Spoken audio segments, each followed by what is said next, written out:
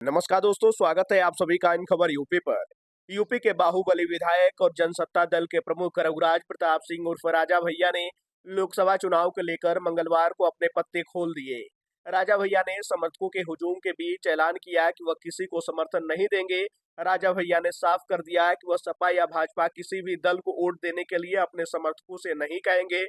उन्होंने कहा कि कौशाम्बी लोकसभा सीट पर सभी समर्थक अपने विवेक के अनुसार वोट दे दें। समर्थक जिसे भी चाहे वोट दे सकते हैं। यह जरूर उन्होंने कहा कि हाथ में हमेशा झंडा जनसत्ता पार्टी का ही रखें।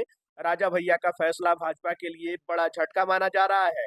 2 दिन पहले ही राजा भैया की अमित शाह से मुलाकात की खबर आई थी। इसके बाद से माना जा रहा था कि राजा भैया भाजपा प्रत्याशी को समर्थन का ऐलान कर सकते हैं। राज्यसभा चुनाव में भी राजा भैया ने भाजपा प्रत्याशी को वोट दिया था।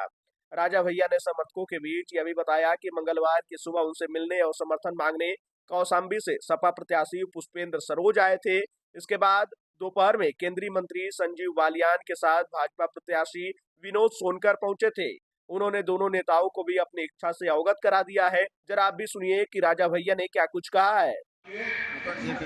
दोनों विधानसभा कुंडा और बाबागंज में सारे राष्ट्रीय दल को पीछे छोड़ दिया। कहीं भाजपा तीसरे पे आई, कहीं सपा तीसरे पे आई। दोनों जगह जनसत्ता दल से शैलेंद्र जी को इतना आशीर्वाद मिला कि भारी अंतराल से एक जीते। कौशाम्बी में जाकर के हम कौशाम्बी जनपद में कमजोर हुए। ये सच्चाई आपके सामने है। सभी लोगों ने मेहनत करी। अब जब लोकसभा आया तो किसी कारणवश या कुछ कारणों गठबंधन नहीं हो सका किसी दल से, और ये निर्णय लिया गया कि इस बार जनसत्ता दल के झंडे से चुनाव नहीं लड़ना है। आप लोगों के मार्गदर्शन के लिए हम सभी लोग जैसे परिवार में रहते हैं, छोटे मोटे निर्णय स्वयं लिया करते हैं, लेकिन जब बड़ा कोई बात होती है तो मैंने अपने परिवार में पूछा था कि कहो यहाँ वो सब जगह ऐसी ऐसी बातें अनुमता की गई। तो ये परिवार की बैठक हो रही है, ये कोई जनसभा नहीं है। तो परिवार बड़ा है तो बैठक भी बड़ी होगी।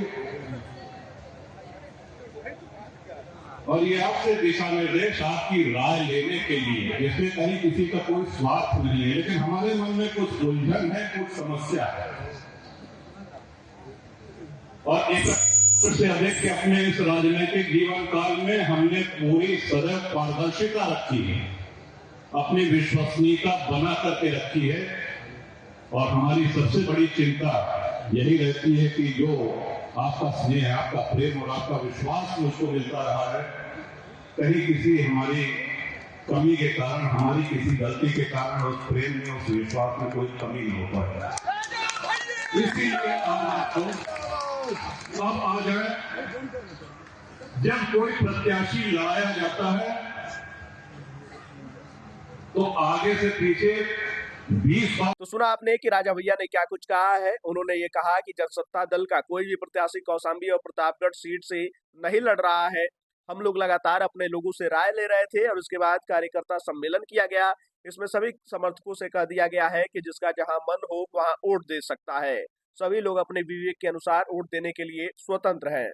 आपको बताते चले कि कौशाम्बी लोकसभा सीट के अंतर्गत प्रतापगढ़ के 2 विधानसभा क्षेत्र कुंडा और बाबागंज आते हैं। कुंडा से राजा भैया विधायक हैं और बाबागंज से उन्हीं की पार्टी का विधायक है। प्रत्याशी न होने से पार्टी के कार्यकर्ताओं और समर्थकों में संशय की स्थिति बनी थी। राजा भैया ने इस मुद्दे पर निर्णय लेने के लिए मंगलवार शाम अपने बेती आवास पर बैठक बुलाई तो बड़ी संख्या में कार्यकर्ता पहुंच गए। राजा भैया ने कहा कि चुनाव पर वह कार्यकर्ताओं की राय जाने बिना कोई फैसला नहीं करना चाहते हैं। ऐसे में चर्चा के लिए जनसत्ता दल परिवार की बैठक बुलाई गई थी। राजा भैया के निर्णय पर आपकी क्या राय है? आप अपनी राय कमेंट बॉक्स में हमें जरूर बताइएगा।